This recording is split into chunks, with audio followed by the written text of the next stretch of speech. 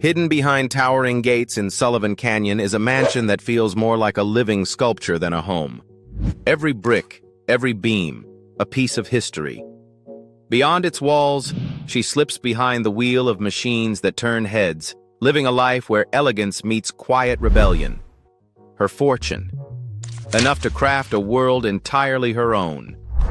But how did a Hollywood icon build such an extraordinary life, brick by brick? Today, we step inside Diane Keaton's story. She was born Diane Hall in Los Angeles, a city that already hummed with the rhythm of Hollywood.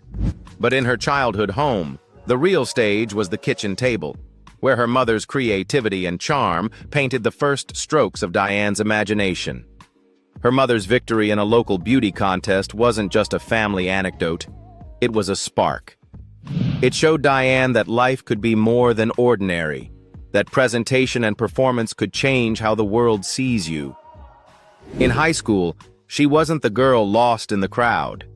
She sang, she acted, she embodied characters with a natural ease. By the time she set foot in college, she knew her path wouldn't be confined to classrooms. Manhattan called to her, a city where dreams were chased under the glow of theater lights. She took the leap, changed her last name to Keaton, and began studying at the neighborhood playhouse. The Meisner technique taught her one thing: acting wasn't about pretending, it was about truth. Her early years were a patchwork of small roles and nightclub performances, but then came Broadway. Play It Again, Sam wasn't just a role, it was her breakthrough. Audiences noticed, Hollywood noticed. And soon, so did Francis Ford Coppola. The role of Kay Adams in The Godfather didn't just put her in one of the most iconic films in history, it etched her into cinema itself. Critics praised her unique presence. Audiences couldn't forget her. Through the 1970s, she became Woody Allen's muse, lighting up films like Sleeper, Love and Death, and the unforgettable Annie Hall. That last one earned her an Academy Award for Best Actress and cemented her as a cultural touchstone, a woman who could be both vulnerable and fiercely independent on screen. But Hollywood isn't a straight climb. The 1980s brought challenges, roles that didn't always land, and moments when the spotlight dimmed. Yet Diane never vanished. She reinvented. She took on mature, layered roles in The Godfather Part 3, Manhattan Murder Mystery, and even stepped behind the camera to direct Unstrung Heroes. The 1990s rewarded her persistence with hits like The First Wives Club, proving she could still command box offices and hearts alike. There were missteps. Films like Town and Country tested her resilience, but in 2003, she roared back with Something's Gotta Give, holding her own opposite Jack Nicholson. Audiences saw not just a romantic lead, but a woman who had aged on her own terms, radiating both elegance and authenticity. By the time she lent her voice to Finding Dory and charmed audiences again in Book Club, Diane had built something rarer than fame: longevity. Each project, whether a hit or a gamble, fed into the life she leads today. A life where creativity, design, and storytelling flow from film sets into the very walls of her home. And that home, the one built brick by brick in Sullivan Canyon, isn't just the result of a career in movies.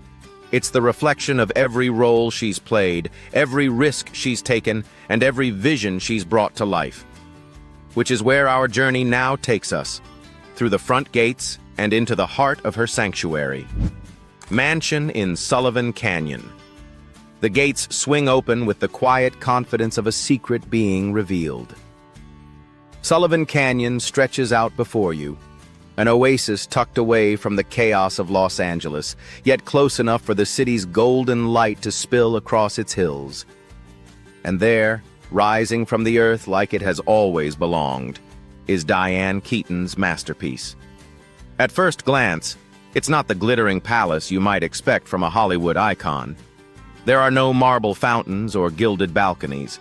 Instead, the house breathes with the soul of craftsmanship. Built from over 75,000 reclaimed clay bricks, some centuries old, each one carrying a whisper of the past. The walls stand with the permanence of a European village, weathered yet proud, a deliberate rebellion against the fleeting gloss of modern celebrity homes. Step inside and you'll understand. This isn't just architecture, it's autobiography. The foyer greets you with the cool touch of brick under your fingertips, lit by sunlight streaming through steel-framed windows. The air smells faintly of wood and history. To the right, the living room unfolds, anchored by an outdoor-style fireplace that seems to draw the outside in. The furnishings are a curated mix of rustic and industrial. Vintage leather chairs, rough-hewn wooden beams overhead, and lighting fixtures repurposed from places that had their own stories long before they came here. But the heart of the home, the place Diane herself calls its pulse, is the kitchen. It's vast, but not in the way that feels intimidating. The custom-built island is a commanding centerpiece, framed by cabinetry with mesh steel doors, and above it hang pendant lights salvaged from an old chicken coop, casting a warm amber glow. Around it, the kitchen stretches toward French doors that open into the garden, while skylights above shift the mood with every passing cloud. In the morning, light pours in like honey. In the evening, it softens to a quiet gold. The kitchen flows seamlessly into a dining space that feels both intimate and generous, perfect for a quiet breakfast or a long evening with friends. Beyond that, hallways lined with books lead you into unexpected corners. A sunroom tucked into the side of the house, a library upstairs filled with towering shelves, the scent of aged paper hanging in the air. Even the bathrooms here feel like part of a story. The primary bath could be mistaken for a second kitchen in size, with black-framed shower doors, classic subway tiles, and a view of the sky through high windows. It's all deliberate, Diane's way of designing spaces that invite you to linger, not just pass through. Outside, the home becomes its own landscape. The patios are paved with brick that matches the walls, leading to gardens where olive trees sway and the air hums with California quiet. There's an outdoor fireplace perfect for nights under the stars, its chimney wrapped in the same reclaimed brick that defines the home. Walking through, you realize that nothing here was chosen for the sake of opulence. It was chosen for the sake of meaning. Every chair, every book, every beam of wood has a story, and together they form a home that could only belong to Diane Keaton. It's a space where you can imagine her paging through a photography book with coffee in hand, editing a script by the fire, or hosting friends for a casual dinner that lasts well past midnight. This house is not just a backdrop to her life, it's the physical embodiment of it. And while Sullivan Canyon may hold her most personal creation, it isn't the only chapter in her real estate story.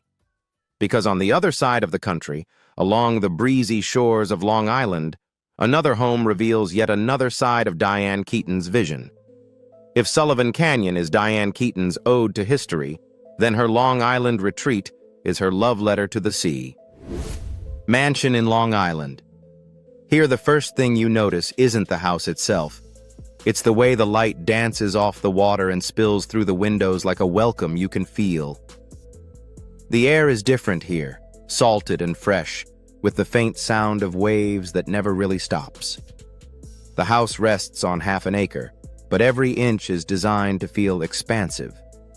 From the moment you step onto the front porch, with its white columns and gentle sway of hanging ferns, you sense the slower rhythm of coastal living. It's a home that invites you to kick off your shoes before you even cross the threshold. Inside, the palette is soft and deliberate. White walls that seem to hold the light in place, and blue accents that echo the water just beyond the windows. In the living room, plush sofas face each other across a weathered wood coffee table, the kind that could just as easily hold a tray of tea or a stack of novels.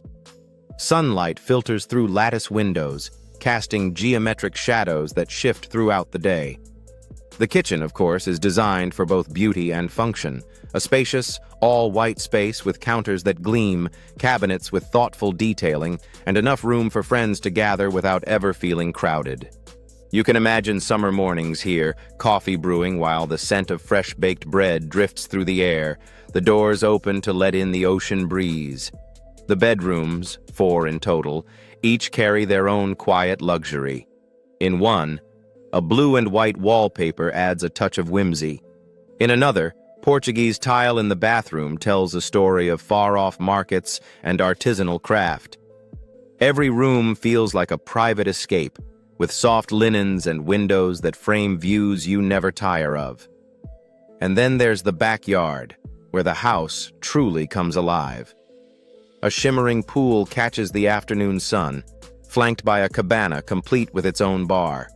There's an outdoor shower for rinsing off after a swim, a full outdoor kitchen for meals under the open sky, and just beyond, a private dock stretching into the water, perfect for setting off on a quiet boat ride at sunset. It's easy to imagine Diane here, hair swept up in the wind, a wide-brimmed hat casting shadows across her face as she leans on the railing of the dock. This isn't just a getaway, it's a counterpoint to the grounded brick-and-mortar poetry of Sullivan Canyon. Where that home celebrates permanence and history, this one embraces openness and light. And just like her California sanctuary, this Long Island haven reflects her design philosophy. A space must feel alive, as if it's breathing in harmony with the person who inhabits it. Yet Diane Keaton's lifestyle isn't defined by her homes alone. The way she moves through the world, the vehicles she chooses, speak just as much about her personality as the walls she builds. For Diane Keaton, cars are not just machines. They're moving extensions of her style, mood, and freedom. She doesn't chase the loudest engines or the flashiest paint jobs. Instead, her choices are deliberate, each one carrying a certain presence, the kind that turns heads without shouting for attention. Cars. On quiet mornings in Los Angeles, you might catch Diane slipping behind the wheel of her BMW 3 Series, a car that blends precision with understated elegance. It's the kind of ride that hugs the curves of canyon roads effortlessly, turning even the simplest drive into something graceful. For Diane, it's not about showing off, it's about feeling connected to the road. Then there's her Land Rover, rugged, confident, and ready for adventure. It's the vehicle she turns to when she's leaving the city behind, heading to the coast or out into the hills. With its elevated stance and unshakable grip, it's less about speed and more about the quiet assurance that she can go anywhere, at any time. Her Mercedes-Benz G-Class is pure presence on 4 wheels.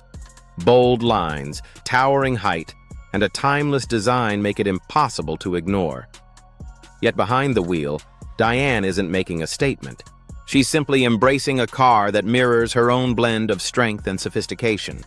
And finally, the Toyota pickup. It's the most unpretentious of the bunch, but perhaps the most telling.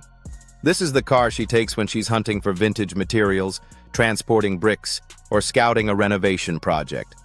Practical, dependable, and a little rough around the edges, just like the creative process itself. Each vehicle serves a different side of her life: elegance, adventure, presence, and practicality. Together, they form a garage that tells as much about her as the walls of her home.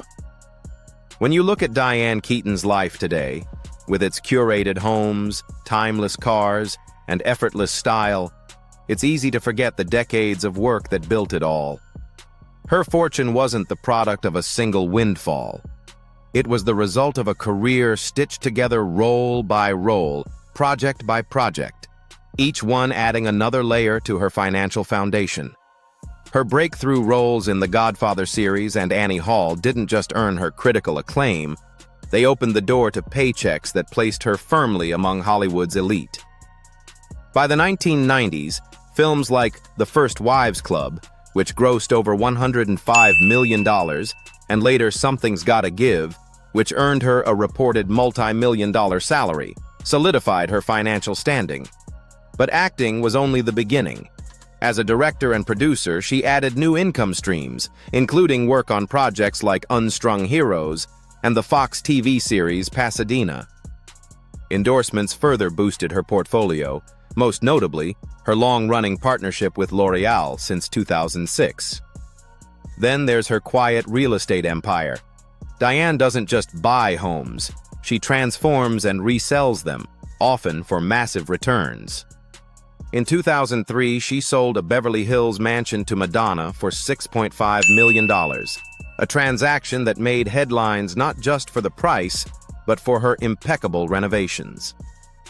Books and photography collections have also added to her bottom line, proving that her creative output extends far beyond the screen. Today, Diane Keaton's net worth is estimated at $100 million, a figure that doesn't just represent money in the bank, but a lifetime of choices, risks, and reinventions. And with that wealth, she's been able to pour herself into causes that matter to her most.